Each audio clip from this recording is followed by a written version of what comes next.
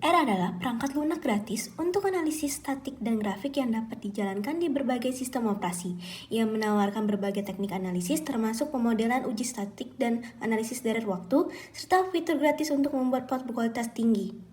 Bahasa pemrograman R umumnya memiliki antarmuka pengguna GUI yang sederhana. Untuk memudahkan pengguna, RStudio menyediakan alat-alat yang mudah digunakan untuk analisis data dan pembuatan plot yang lebih efisien. Jadi kita lanjutin ke nomor yang kedua. Untuk nomor yang kedua itu ANOVA 2 arah. Nah, jadi ANOVA 2 arah ini untuk soalnya yaitu suatu perusahaan ingin menguji apakah ada perbedaan rata-rata waktu pengerjaan pada 3 jenis mesin yang berbeda, A, B, dan C. Dan 2 jenis shift kerja ini pagi dan malam. Setiap kombinasi mesin dan shift diuji cobakan dalam 4 pengukuran waktu pengerjaan. Nah, di sini ada tabelnya. Yang tabel pertama buat tabel mesinnya, yang tabel kedua ini untuk waktu pengerjaannya. Nah, yang 3, 4, 5, 6 ini pengukuran berapa kalinya mereka mencoba. Nah, jadi langsung ke codingannya aja.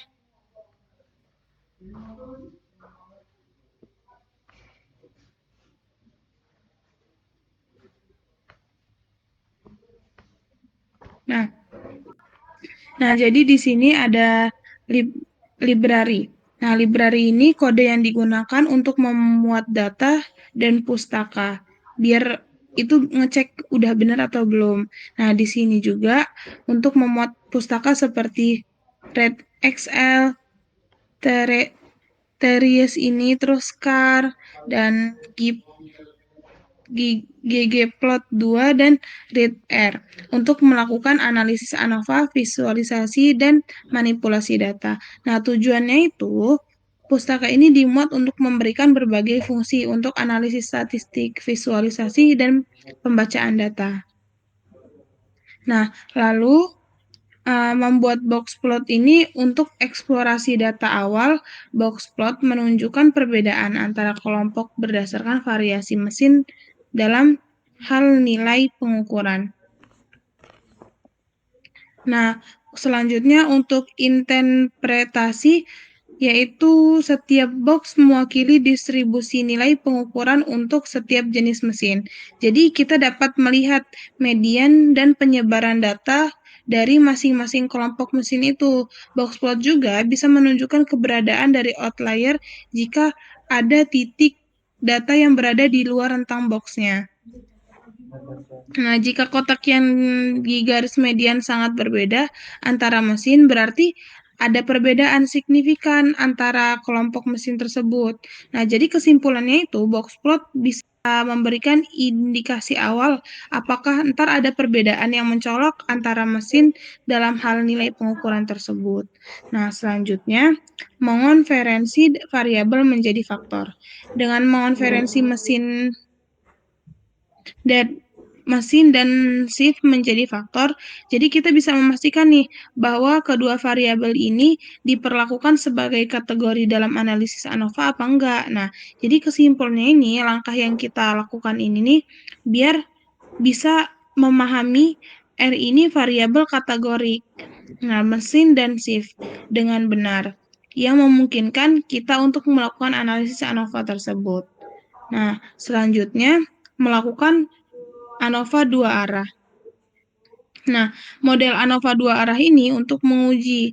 Nah, efek utamanya pada mesin itu nanti apakah perbedaan jenis mesin ini dapat memengaruhi nilai pengukuran apa enggak gitu kan. Nah, terus efek utama shift-nya ini apakah perbedaan shift misalnya kayak shift pagi dan shift malam ini memengaruhi nilai pengukurannya apa enggak gitu.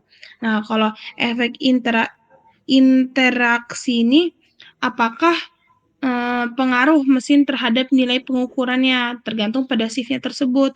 Jadi hasil summary-nya ini ANOVA memberikan tabel yang menunjukkan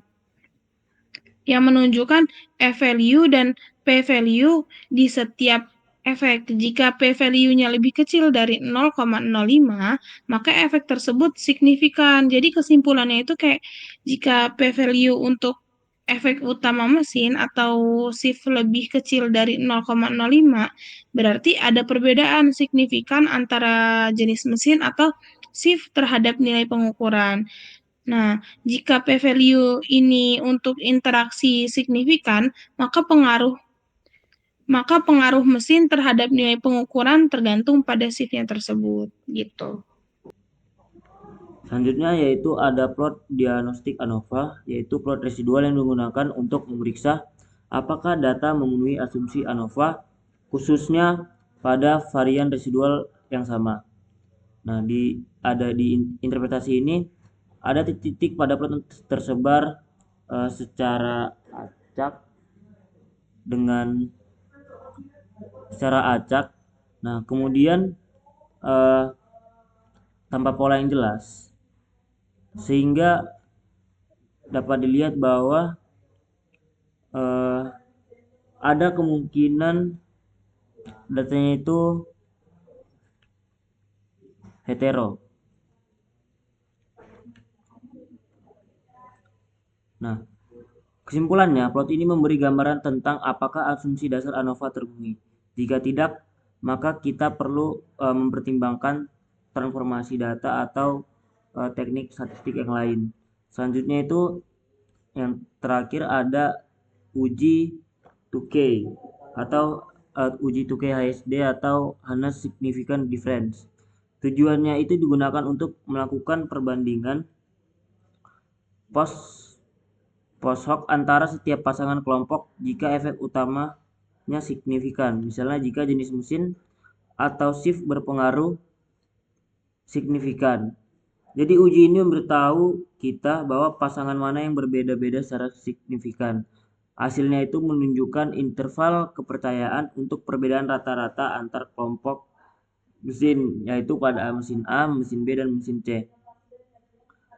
Nah, jika interval kepercayaannya tidak menyangkut 0, maka berarti ada perbedaan signifikan antara kelompok tersebut.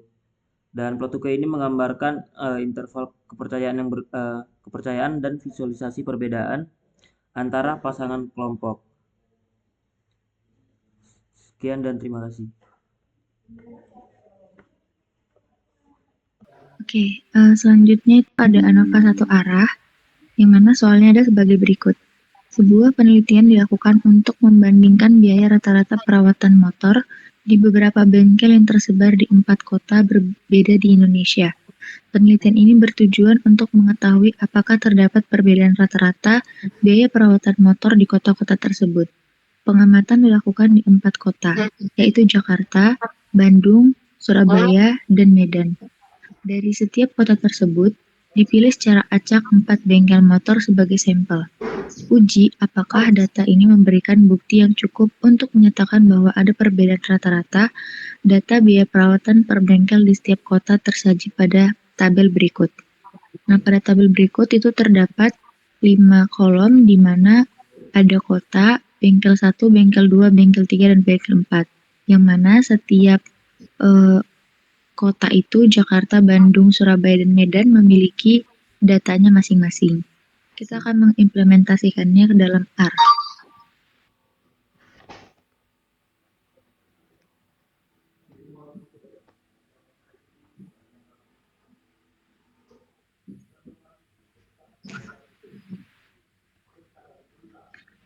Jar R, ngejar.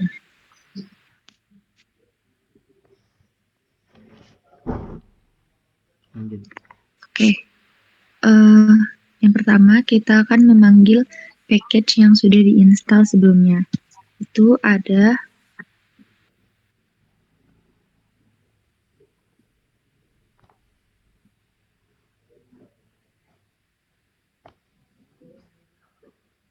baiklah, yang pertama kita akan memanggil package yang sudah diinstal sebelumnya. Ada readxl, tseries, car, agricole, dan ggplot2.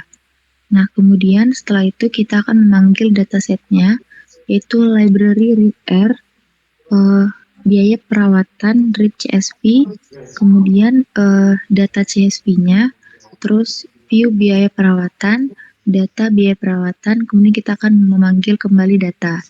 Nah, bisa dilihat data-data yang ada di CSV tadi itu akan ditampilkan.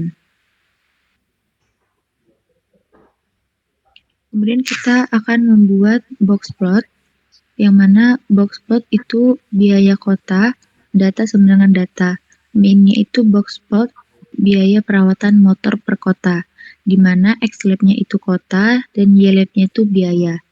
Bordernya itu black, colornya sama dengan C blue, green, red, dan orange. Kode tersebut akan membuat box plot yang untuk memvisualisasikan distribusi biaya perawatan motor di setiap kotanya. Warna yang diberikan itu berbeda untuk setiap kota. Kemudian hasil box plot nantinya akan menunjukkan perbedaan distribusi biaya perawatan motor di 3 kota.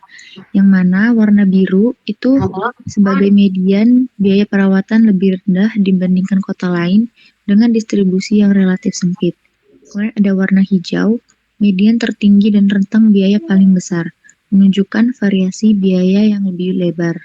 Kemudian ada warna merah, di mana rentang biaya paling sempit dengan median yang lebih rendah daripada kota kedua, namun sedikit lebih tinggi dari kota Bandung. Yang terakhir itu ada warna kuning, di mana rentang biaya tampak lebih tinggi dibandingkan dengan kota-kota lain yang ditampilkan.